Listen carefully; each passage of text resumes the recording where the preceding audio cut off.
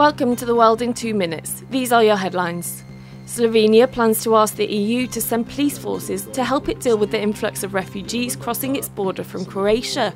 Around 19,500 people have entered the country since Friday. Many of them have been waiting for days in the cold and wet because countries have disagreed over the number of refugees they can take in.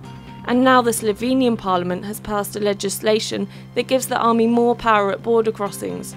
Hungary passed a similar law earlier this year before closing off its border with a razor wire fence. Most asylum seekers are now forced to take a longer route through the Balkans to head to Western Europe. US officials say they have signed a memorandum of understanding with Russian military officials. It's so that their planes avoid colliding in mid-air while they carry out airstrikes in Syria. Russia began its intervention late last month.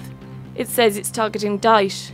But the US, Turkey and several Arab states accuse Moscow of attacking rebel groups that are fighting against the Syrian government. Earlier this month, the US reported that coalition jets had to reroute because they came in close contact with Russian jets.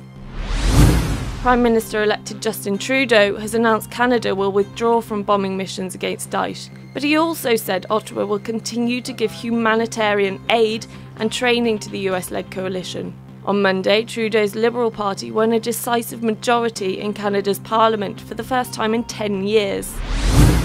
A court has ruled the founder of a megachurch is guilty of embezzling $35.5 million of donations to fund his wife's singing career. It ruled that Kong Hee and 5 others used the money that had been set aside for building projects. But many members of the City Harvest Church support them, saying Ho Yao Sun's music reaches out to so-called non-believers. Thanks for watching. TRTworld.com, Istanbul.